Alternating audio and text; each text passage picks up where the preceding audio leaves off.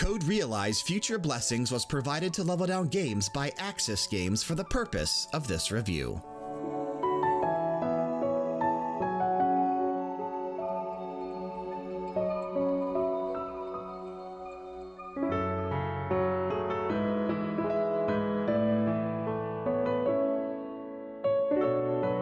Code Realize Future Blessings is a continuation of the first Code Realize Guardian of Rebirth. Since we played the version on the PlayStation 4, we were given the option to play the original game or the FanDisc direct sequel.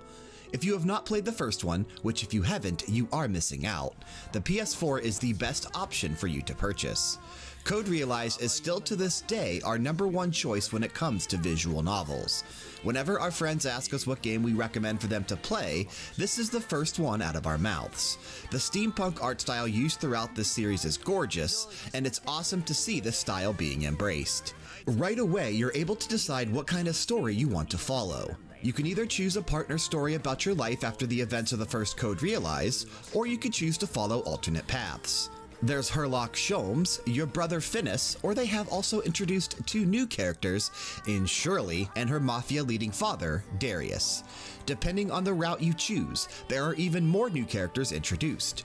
During the characters you have love interests with, they start off happy and enjoying their fairy tale life together after the crazy events from the first journey. While we did play through all of the available options, we would definitely recommend saving Lupin's story for last. Reason being, we feel as if it offers a proper ending for all characters in this universe, and not just the 2 lovebirds.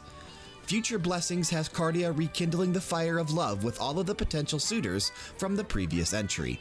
Although we really enjoyed each individual story, we felt a little sad that they weren't very personable this time around.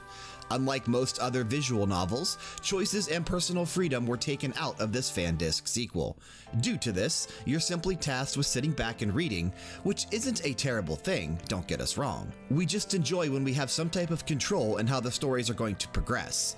It didn't cause us too much stress in the end, because the narratives were still strong throughout the game, and it was fun going back to obtain all of the trophies for that coveted platinum, which we do usually aim for in visual novels. A route we found to be interesting was the one that introduced Shirley and her father Darius. During this session, Cardia still has the poison inside of her, but through a chance encounter you meet up with Shirley. Upon learning of your condition and that you are technically deadly to the touch, she still isn't afraid of you, and you two build up a lasting friendship.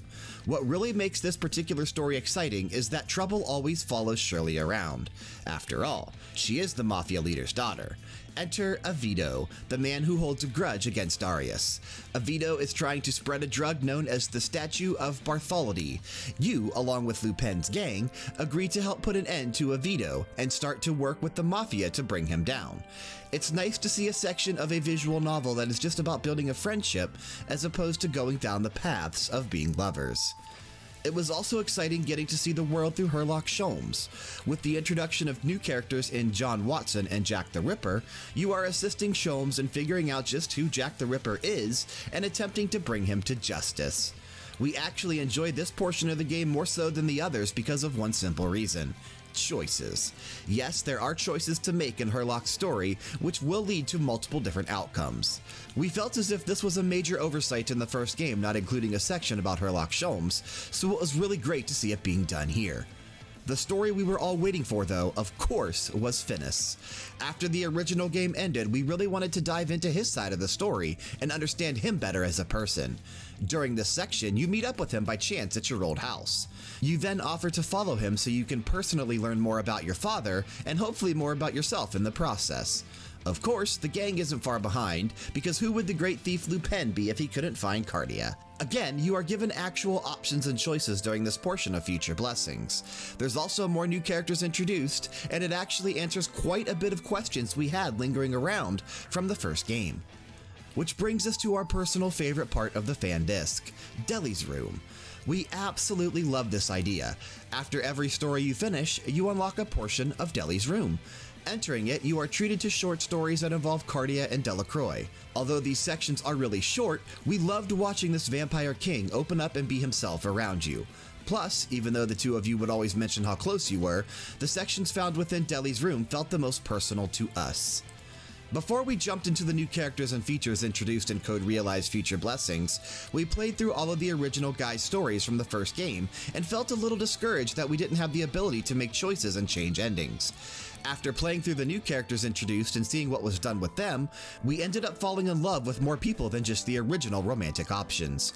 After all was said and done, Future Blessings felt much more personal when going through the new routes and characters, while answering so many of the questions fans of the series had been asking. If you played through Guardian of Rebirth, this is an absolute must-play.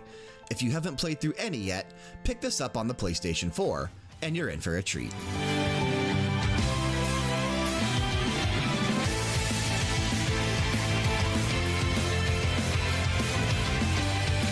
Thanks for checking out another one of our latest reviews, brought to you by LevelDownGames.com. Be sure to show your support by leaving a comment down below, hitting that like button, and if you aren't already, subscribe to our channel. If you're interested in supporting us so we can continue to do what we love and bring quality content to you on a daily basis, remember that we have affiliate links in the descriptions on all of our YouTube videos and in the descriptions for our podcasts on podcast services. We've got Amazon, Technisport Gaming Chairs, Origin PC, and Razer. Supporting us through any or all of those affiliate links means the absolute world to us. Be sure to also follow us over at twitch.tv/LevelDownGames for all our live streams and events. We can also be found on Twitter, Instagram, and Facebook if you want to follow us across social media. Check that description box below for the appropriate links.